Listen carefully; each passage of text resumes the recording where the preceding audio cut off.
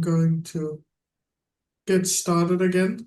It's 1:15, and I am going to talk about archiving and compressing files.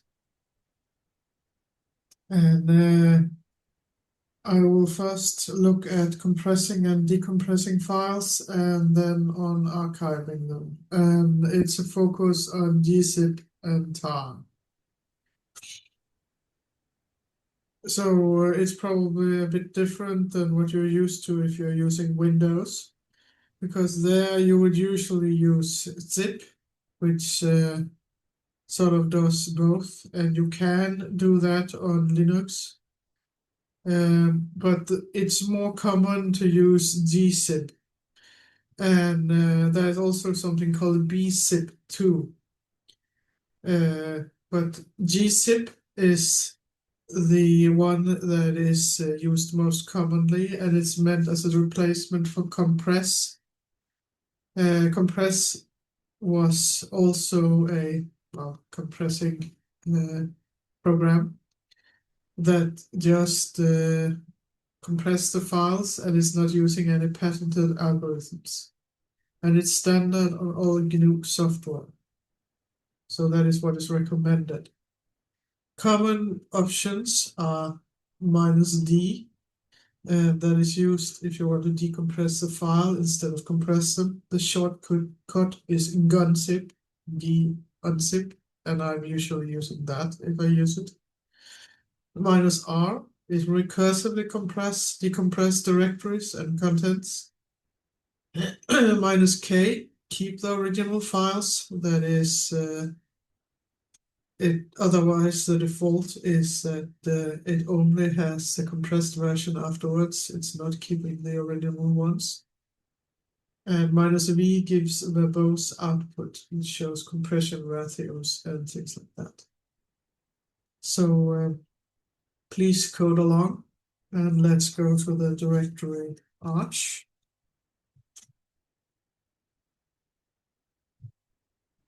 And in here are some files and directories that are made to play with. So let's try first doing gzip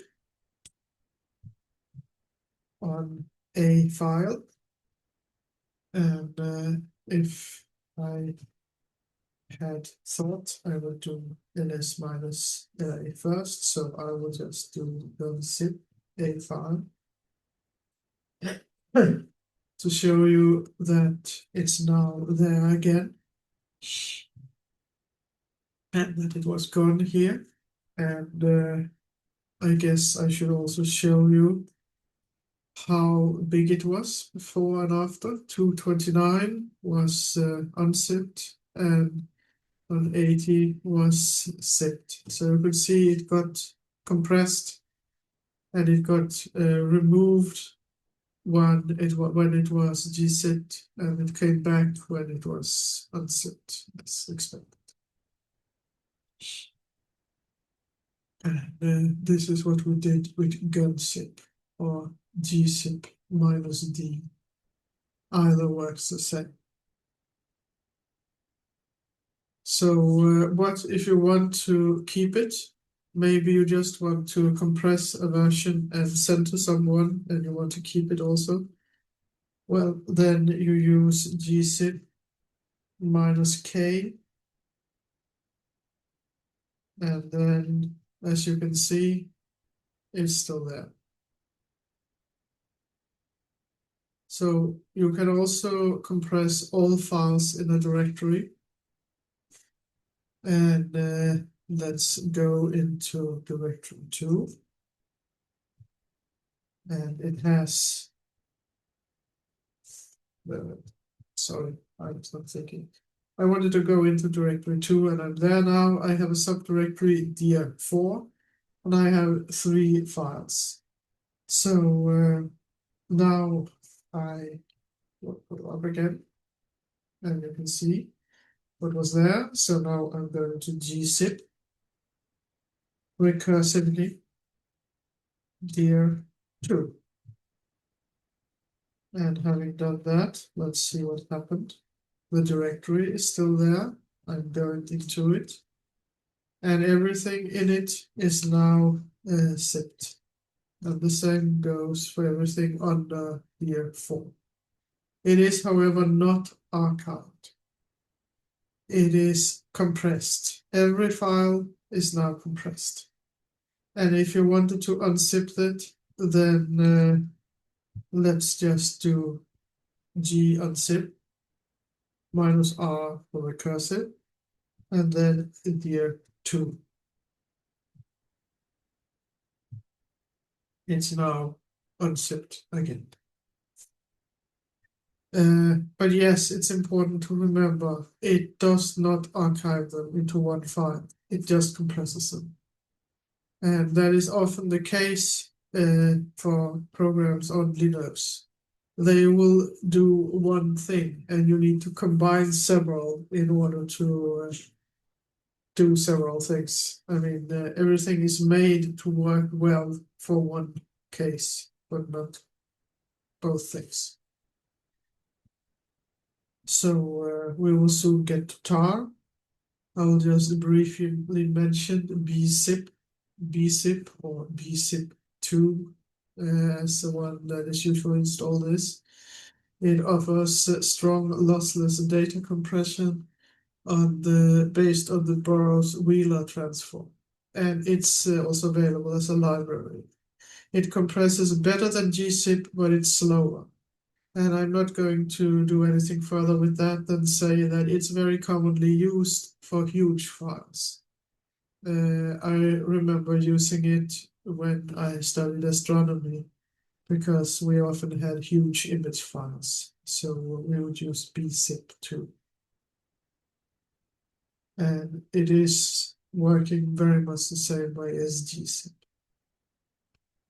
And then zip, as you know, is also installed.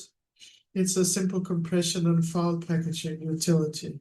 It has, however, a maximum file size of 4 GB.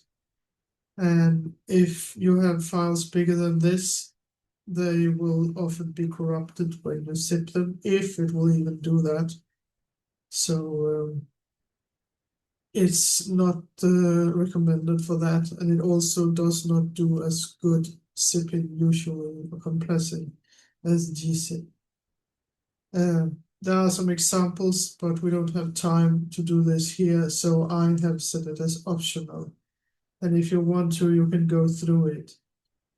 But zip is probably more well known. But yeah, it does compression, and it also packs them together into a single archive file.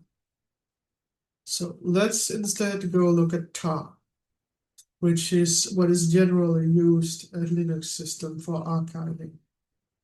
And that saves many files together in a single archive. It concatenates them actually. It also restores individual files from that archive, from an archive. There are automatic archive compression, decompression options for various compression utilities. It can work with gzip, for instance, and also with bzip. So you can do it in one round with tar. And tar --help gives the format, and it's only normally relevant if you have files larger than 8 GB. As you can see in this picture, tar was originally developed for magnetic tape storage, for reading and writing data for sequential I/O devices with no file system. The name is short for tape archive. And that tells you something about the age of the program. It's from sometime in the 70s. I don't remember when. It's from sometime in the 70s.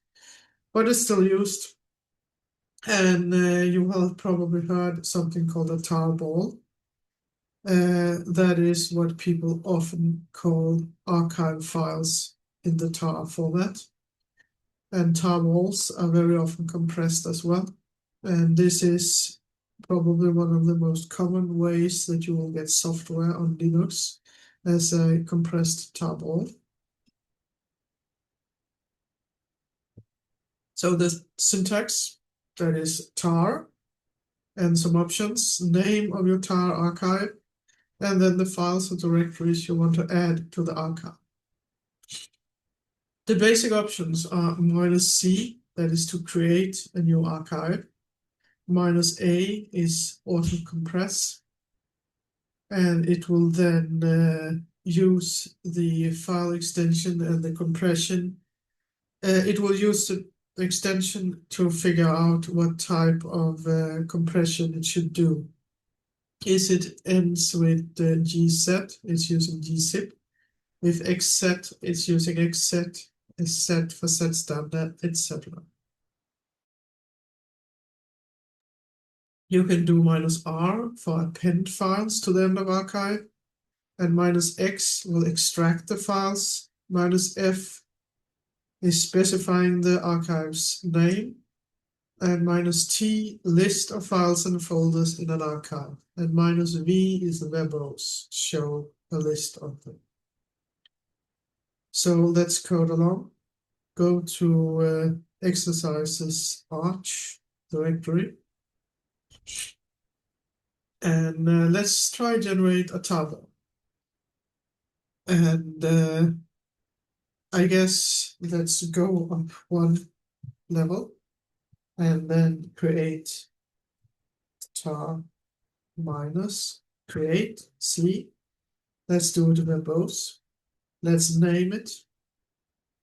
And then I am naming it arch.tar. And then I'm taking the directory arch.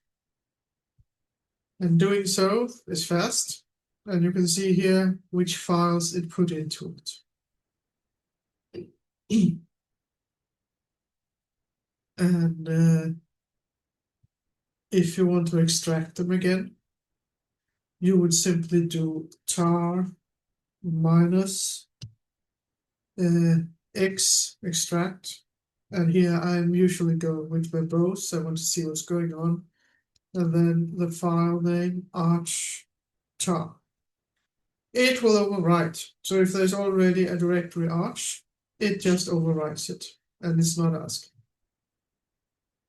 But it doesn't matter, we already had it here. It's not removing the table, it's still there. Let's create one and then compress it. I'm just going to remove the one we have here. By the way, there was one thing I wanted to show you, which is that it will not compress it, but let's try compress it and see what happens then. We have the same command here, but now we also want to compress it. So we do that with Z, because I want to use gz like this. So like this. So let's do that. And now let's look at the files. And you can see it actually compressed it pretty well. So now you have a compressed table of the directory arch with all the files inside of it. And yeah, compare the size. And you can now uncompress and extract the files from the table. And again, it will overwrite and it will not ask. So minus and set xvf arch tar gset. Just does it. It doesn't ask. So be careful. But again, it's very useful, and it's a very good way of packing up all your files and compressing them.